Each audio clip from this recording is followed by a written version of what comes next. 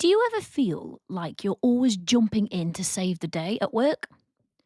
We call it rescuing, and it might mean jumping in to rescue people from particular situations or scenarios, whether that's taking on other people's tasks, solving problems for your team rather than letting them solve the problems themselves. We're here to explore why it happens and how to handle it better. Welcome to episode 103 of the Confident at Work podcast. I'm your host and confidence coach, Anna Manning. Now, although this is a podcast about rescuing, obviously we are not talking about members of the emergency services. If you are a member of an emergency service, please continue rescuing people. So I've got stories from 3 professionals who found themselves in this rescuing cycle. We're going to meet Sarah, Alex, and Valerie, not their real names, and they've each got unique scenarios and insights to share with you about why we rescue. We're going to look behind the urge and discover what some of the thoughts and beliefs are that might be driving that need to rescue. We're going to think about the impact. So there's unintended consequences when we rescue, both on you and on those people that you're trying to help. And we've got some practical tips. I'm not just going to be pointing out the problem, I'm actually going to offer some solutions, from stock phrases to how to handle that urge to jump in when it arises. We've got some strategies to help you break free of this rescuing habit. So what I often do when I'm thinking about recording a podcast episode is I do a bit of Googling to find out like what's already out there, what can you already find out, and what is it that I can really add to this to help you actually make a change. Because what is very clear from page 1 of Google is that people do not approve of rescuing. There's all kinds of hits about how rescuers aren't always heroes and stop rescuing to feel good about yourself. And I'm like, okay, pretty judgy for first page of Google. But what that page does point out to me, and what people usually say to me when I coach them on this issue, they know that they shouldn't be rescuing, but they're still doing it.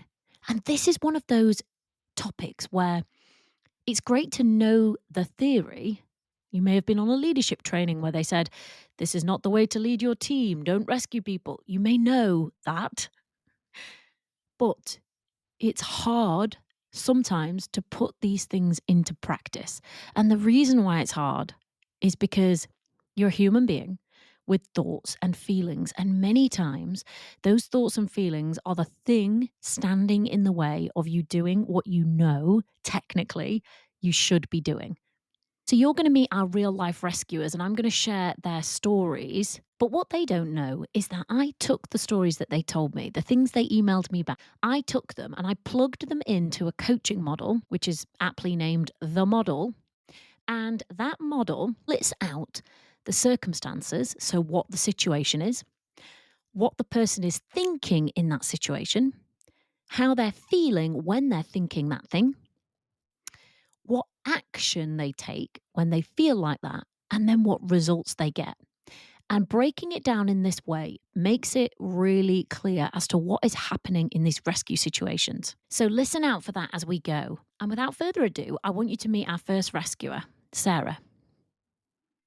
So Sarah's moved through the ranks in her organisation and she's now a senior leader. And I asked her to tell me about rescuing. And she told me this is when rescuing happens for her. So she might be in one-on-one conversation and someone will allude to the fact or just tell her that they've got a lot on, that they're a bit overwhelmed, that they've got a lot on their plate, something like that.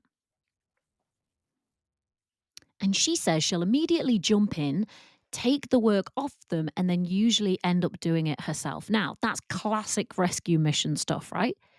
And Sarah knows that in theory, she shouldn't be rescuing people, but she's still doing it. So we're not judging her in this scenario, but we're going to get a little bit further under the skin to find out why would she be doing that when she knows she shouldn't be, but she's still doing it.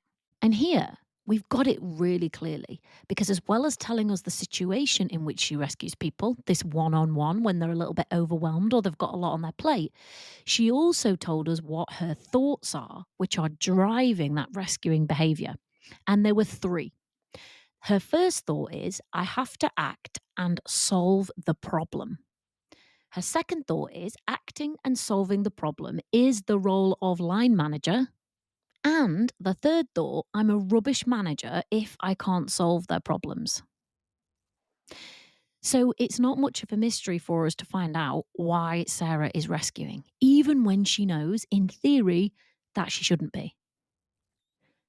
Those three thoughts are driving a feeling and an urge to act and solve people's problems. Now, imagine if you have a one-to-one conversation with somebody and they're saying, I'm a bit overwhelmed, I've got a lot going on. And your sincere beliefs are, I have to act and solve the problem. It's my role as line manager to act and solve the problem. And I am a rubbish manager if I can't solve their problems. If you were sincerely believing those three things, you would act and solve their problems. Because that's what you're believing you should do. That's what you're believing that your role as line manager actually is. And to top it off, I'm guessing you don't want to be a rubbish manager, but you're believing that you will be if you don't act and solve their problems. So now we know why Sarah is rescuing. But for most people, and maybe even for Sarah, until I asked her that question, the thoughts, the beliefs that were driving that rescuing behavior are usually unconscious. Sarah probably hasn't decided that her role as line manager is to act and solve people's problems and that she's a rubbish line manager if she doesn't. It might just be an unconscious belief which is sitting there, but that unconscious belief is driving this behavior. So it's good to know what it is. And you might be like Sarah. You might be believing that you're a rubbish manager if you can't solve people's problems. You may be saying that it's your job to solve people's problems and that you have to act and find solutions for people. If you're believing that, you're probably going to be rescuing too. But the good news in this situation is, just like Sarah, once you can actually spot what you're believing, what you're thinking, you have the opportunity to stand back and say, okay, that's what I have been thinking. And that thinking has been leading to this result of rescuing. But actually, is that right? Am I a rubbish manager if I don't act and solve everybody's problems? At least if you can see those thoughts clearly, like we can see Sarah's thoughts clearly, you get the opportunity to stand back and say, hang on a minute, let's test it out. Our next rescuer is Alex, and Alex leads a team within his organization. His team provides some specialist advice in his organization, so they're responsive to requests from other people. And Alex told me when I asked him about rescuing about a situation where he rescues a team member who is struggling or stressed because, and here we find out his thinking, just like we found out Sarah's thinking. His thought is when people struggle or become stressed, it's a sign that he's a bad manager. Now, again, that might be a completely untested assumption on his part. If his team struggle or become stressed, is he really a bad manager? But what we know is, while he's believing that thought, whether it's conscious or unconscious, he's going to jump in and rescue people. He has to jump in and rescue people if they become struggling or stressed. But he gives us a specific example which shows us that it may not even be a rescue situation. It may even happen before that to prevent them from becoming struggling and stressed. So Alex said his team member was asked to summarize a complex high-risk matter. So he says rather than allow the team member to struggle and get to grips with the situation, he read all the documents and flagged the further information that they'd need. That turned into a discussion about what info was missing. And he says, before I knew it, I was reviewing all the info and mostly completing the task myself. Typical rescuing, right? You end up jumping in, pulling somebody out of the situation, and usually, or very often, you end up doing the work yourself, just like Alex did in this situation. And we know he was thinking if his team members struggle or become stressed, it's a sign that he's a bad manager. So what we can see that he did in that situation was jumped in to rescue the person even before they had the opportunity to struggle or become stressed. And we're not judging Alex for this, but we're using it as a clue to guide us and see why we rescue. And Alex gave us another clue because he told us how he feels. He said, if people become stressed or struggle, I feel very uncomfortable. So that's his feeling line of that model, very uncomfortable. When his thinking line is, if people struggle or become stressed, it's a sign that I'm a bad manager. That makes him feel very uncomfortable. Most of us will take steps to avoid feeling very uncomfortable. And for some of us, that might mean that we jump in and rescue people even before the moment where they struggle and become stressed. Because we don't want to feel very uncomfortable, or we get out of it by jumping in and rescuing them. Now, if you're talking about an actual rescue situation where you're jumping in and saving somebody who's drowning, for instance, pretty good that that situation would make you feel very uncomfortable. And pretty good that that discomfort is going to drive you to help save that person's life. In some situations, it's a very useful drive, it's a very useful urge. But in this work situation, sometimes not that helpful. And Alex also had some insight into what the results might be of this rescuing, so what the impact might be. And he said he appreciates that rescuing could undermine confidence within the team. And they may think that I'm micromanaging or not trusting them to do a good job. Now, we don't know. They may be thinking that or they may not. But when we reach in and rescue, whether that's in Sarah's example or in Alex's example or your example, there's at least the potential that people end up dependent on us. There's the potential that they end up being de-skilled or at least not growing or developing in the way that they could do if they have the opportunity to couple with these difficult moments or these difficult pieces of work. So now it's time to meet our third and final rescuer, Valerie. Now, Valerie is the leader of a whole area in her organization, and she's responsible for quite a few people. Those people are all people leaders in their own right. And when I asked her about rescuing, she told me about the drama triangle. So that tells me Valerie knows the theory. She's probably been on the leadership training. So just like Sarah, she knows the theory is that we shouldn't be rescuing. But she could still identify a couple of examples where it was happening. And she could identify what might have happened as a result. So she told us the most common example for her is when someone in her team has been asked to do a task and for whatever reason they've delivered it back to her late. She sees that it's been poorly executed in some way and she notices that the person who's done the work has either left for the day or they don't have the capacity to do anything right then. This piece of work is now up against a deadline and needs sending to the client. And in that situation, plugging it into that model that we looked at earlier, her action line is to set aside what she's doing, change her plan, sorts out what's in front of her, and delivers this piece of work to the client so that it can be on time. And if we think about the result of that model, it's probably that she works for longer than she planned to that day. Maybe it's that she has less time in the evening. It's also she ends up doing somebody else's work. She says that a potential result she identifies is that she maybe has inadvertently enabled further poor performance on the part of the person doing the work because they either didn't realize that they weren't meeting the standard because she's done the work to correct things in the background, or they're just using her as a safety net. And her other interesting insight was that in that situation, she can end up feeling like a victim. So when we think about that drama triangle, and there's a whole episode on the drama triangle if you haven't listened to it, there is the victim, the persecutor, and the rescuer.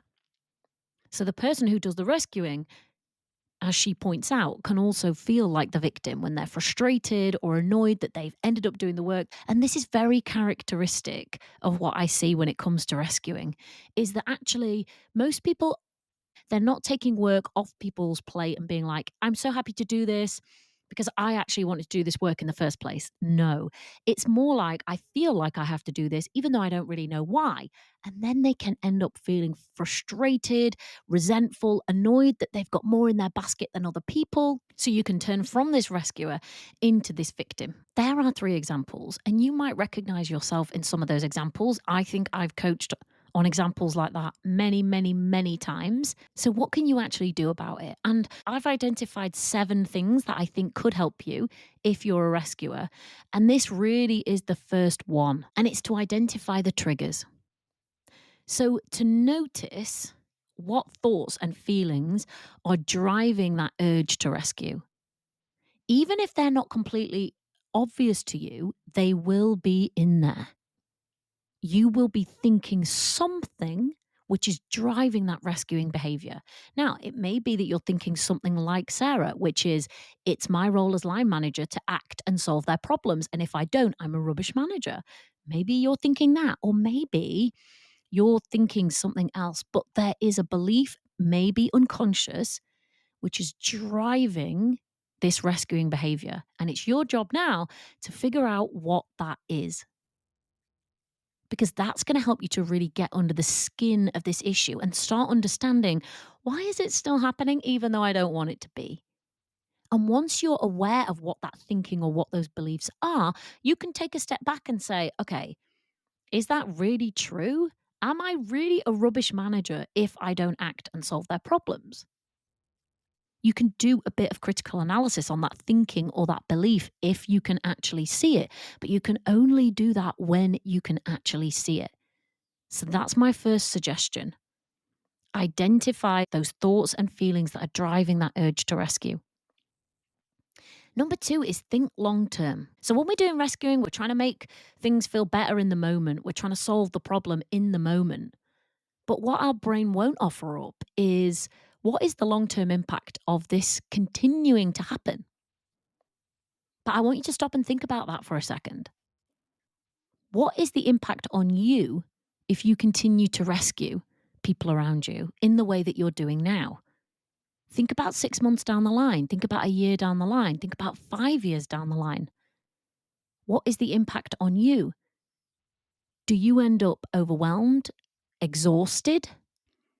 Do you end up doing work that you really shouldn't be doing? Does that have an impact on a strategy you're trying to drive forward or important work that you're trying to get done? Does that have an impact on your organization? Does it have an impact on your clients? Does it have an impact on the people you serve? Does it have an impact on your home life if it means that you're overworking? Think about the long term, because your brain is not going to do that in the moment. But also think about the long term for the people who you are rescuing. What happens for them if you keep doing it? 6 months down the line, a year down the line, 5 years down the line, imagine you're still rescuing them. Then what? Are they de-skilled? Are they dependent? Are they unable to manage the peaks in their own workload? Are they unable to develop because they're not able to grapple with certain situations? Are they unaware that the work they're doing is not actually of the standard that you require? Are they just enabled to continue using you as a safety net? So, by identifying your triggers and thinking long term, that is to try and help you to change the pattern, which is creating the urge. We want you to step back from the cliff and solve the problem further away so you don't end up at the edge of the cliff, which is this urge moment where you just jump in and rescue. But while you're learning how not to rescue, you probably will find yourself at the edge of this cliff with this urge to rescue. So, what can you do when you feel this urge? And Sarah says she uses some stock phrases. She has a couple of sentences that she keeps in her back pocket that when she feels the urge to rescue, she can just use in the moment. Now, she didn't tell me what they were, and they're going to be different for everyone. But is there a couple of phrases that you think you could have in your back pocket? It could be something like, what solutions have you thought of? Or what would you like to have happen next? What do you think you could do for the best? Think about your rescuing scenarios and the stock phrases that might give you the time and space to allow them to start doing a bit of self rescuing. Number 4 is to practice silence. So when we have an urge, it wants us to move, it wants us to act, it wants us to solve, it wants us to do. That's what urges do. They generate this kind of energy that makes us want to do, fast, fast, fast. So try silence. when somebody brings that particular problem where you maybe would usually jump in and rescue, try silence. See what happens. If you just leave a bit of space, and you may have to just take a breath, you may have to relax. When you feel that urge or that normal moment where you would be triggered to jump in and rescue, just relax and see what happens. Number 5 is to try holding them in high regard. So, very often when I'm coaching somebody on rescuing, what we find out is that when the rescuing's happening, we're not holding the person we're rescuing in very high regard. We're not really seeing them as a very capable, competent, expert, resourceful professional. We're seeing them as some victim who needs to be rescued. Now, if somebody is drowning, they are a victim, potentially, who needs to be rescued. But in a work situation, you're probably dealing with somebody who is a capable, resourceful, competent professional, potentially highly paid professional.